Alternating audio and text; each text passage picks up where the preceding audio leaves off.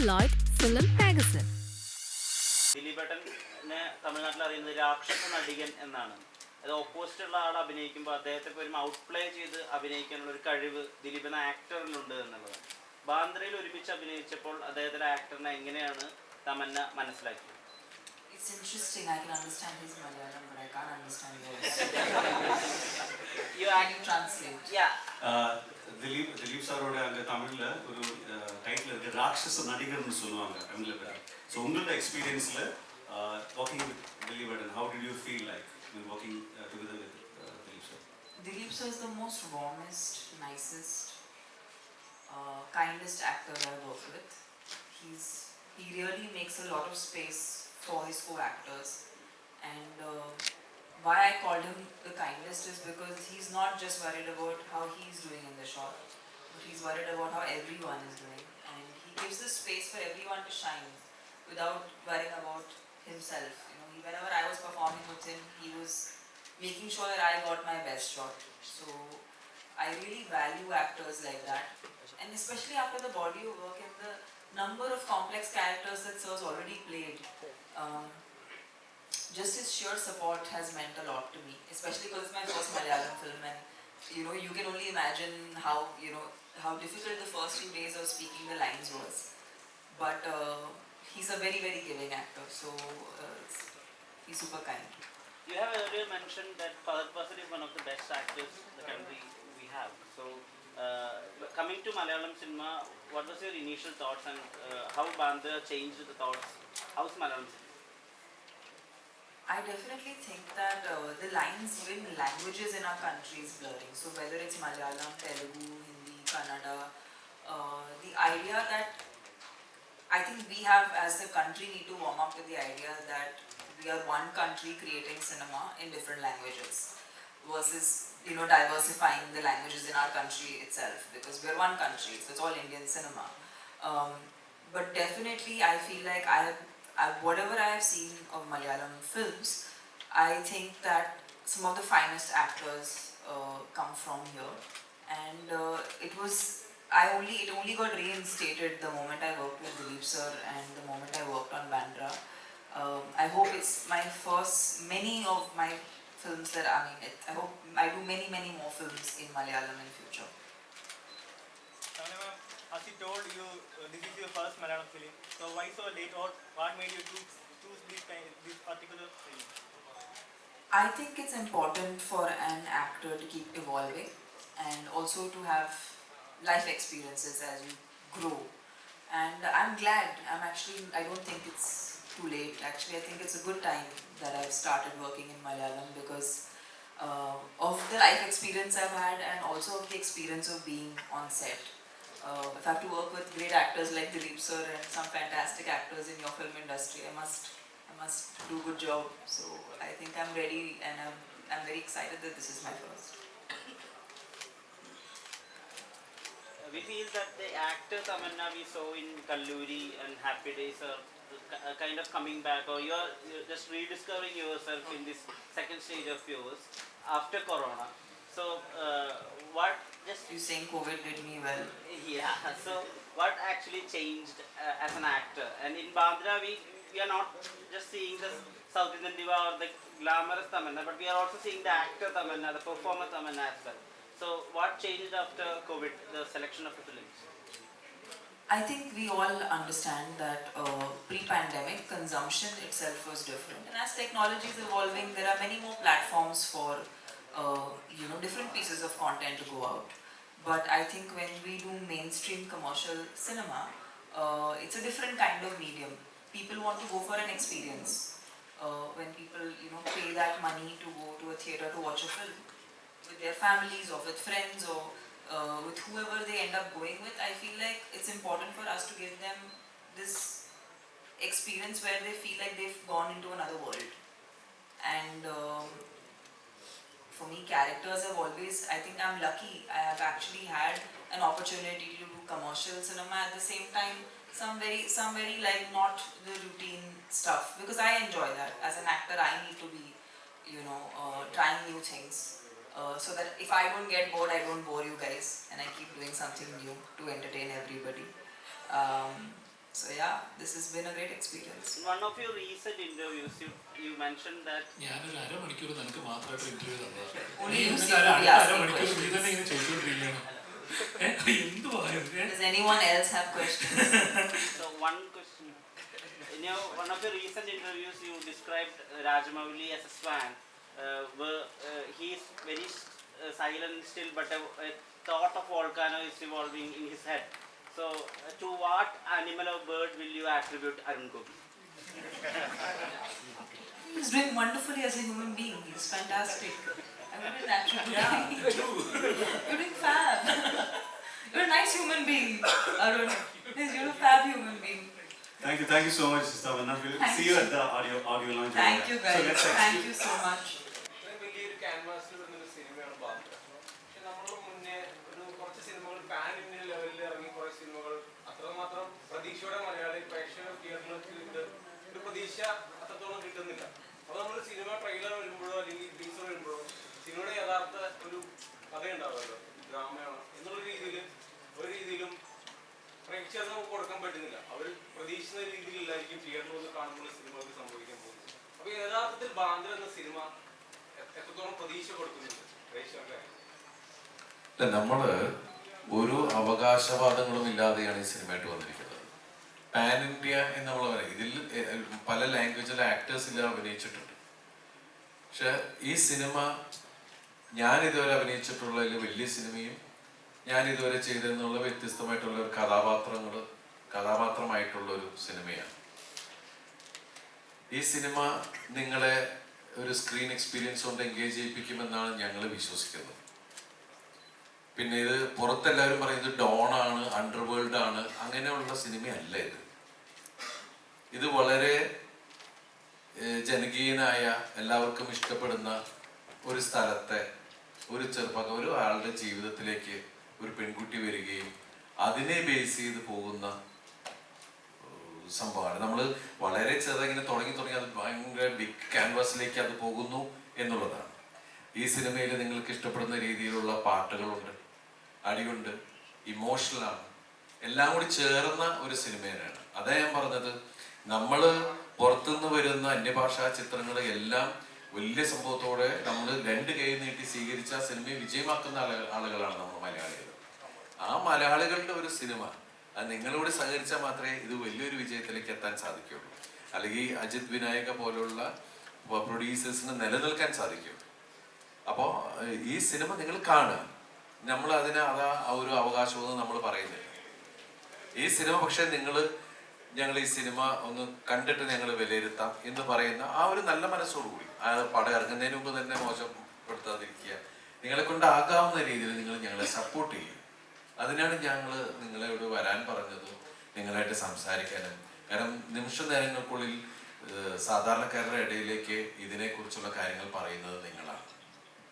നിങ്ങൾക്ക് അതിനുള്ള കെൽപ്പുണ്ട്.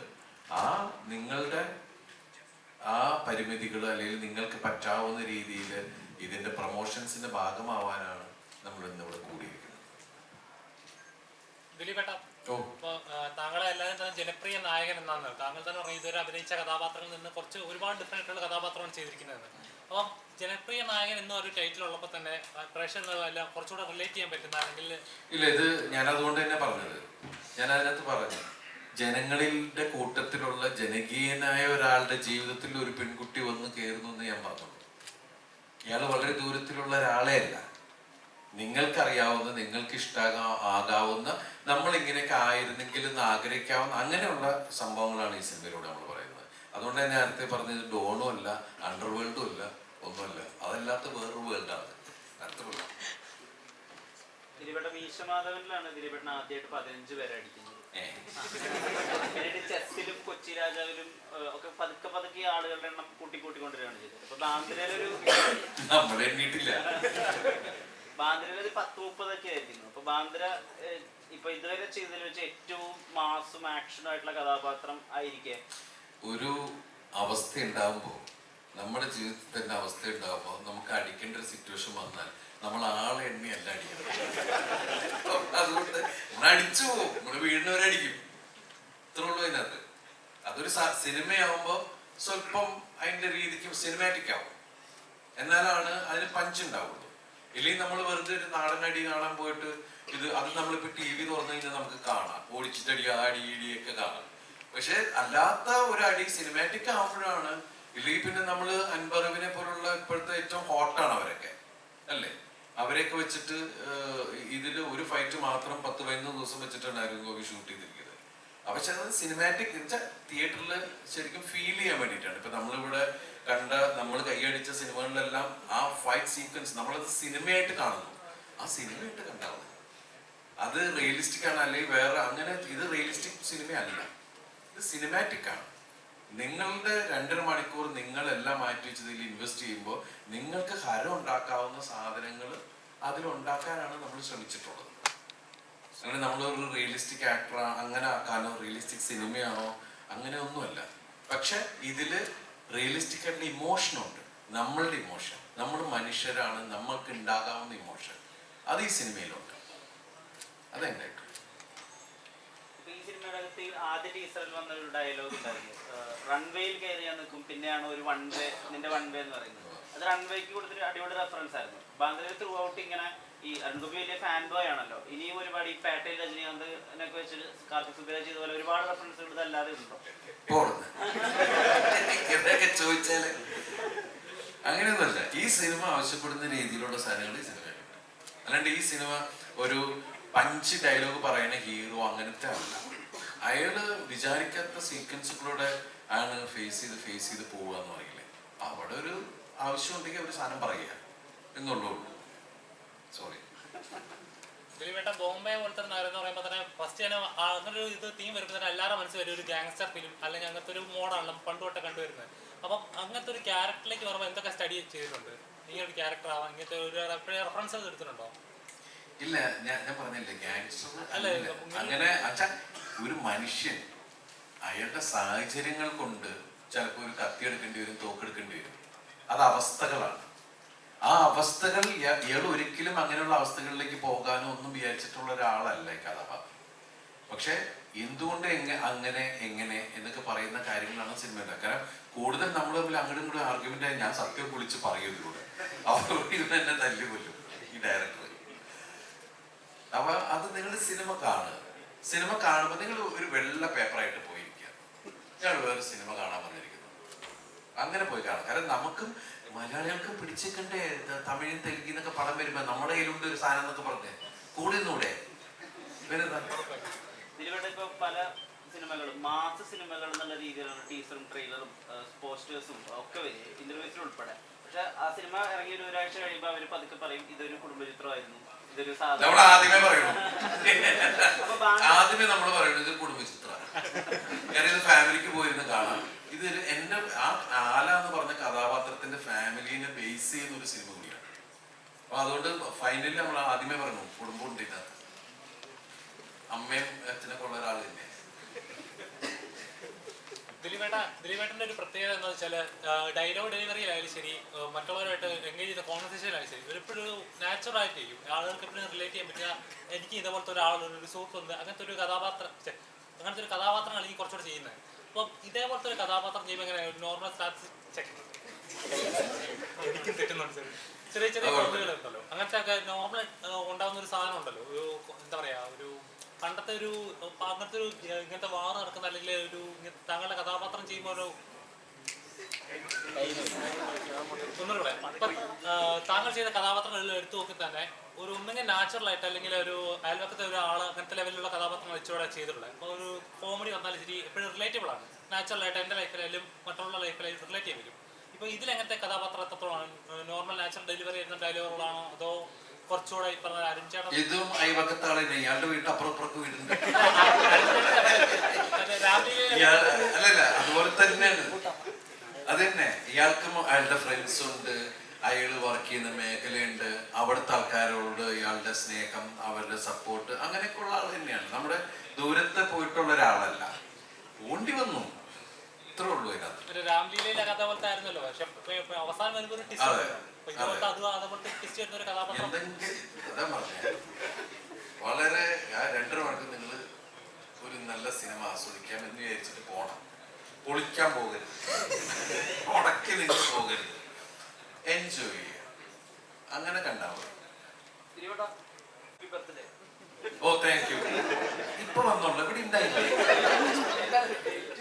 ആ അങ്ങനെ ഞാൻ വിളിച്ചു ഇപ്പൊ ഇതിന്റെ ഞാൻ വിളിച്ചു മുട്ടിലായിരുന്നു വന്നു. എപ്പോഴും എല്ലാ പ്രതിസന്ധി ഘട്ടങ്ങളിലും കൂടെ നിന്നത് ഫാൻസ് അല്ലെങ്കിൽ പ്രേക്ഷകരൊക്കെ. അപ്പം ഈ ഫാൻസ് ഇപ്പം ബർത്ത്ഡേ സമയത്ത് ഒരുപാട് ചാരിറ്റി പ്രവർത്തനങ്ങൾ ചെയ്യുന്നുണ്ടായിരുന്നു. അപ്പം ഈ ഫാൻസ് എന്ന നിലയിലുള്ള ഒരു പ്രവർത്തനങ്ങളെ ദിലീപേട്ടൻ വീക്ഷിക്കാറുണ്ടോ അല്ലെങ്കിൽ അവർക്ക് ഗൈഡൻസ് കൊടുക്കാറുണ്ടോ?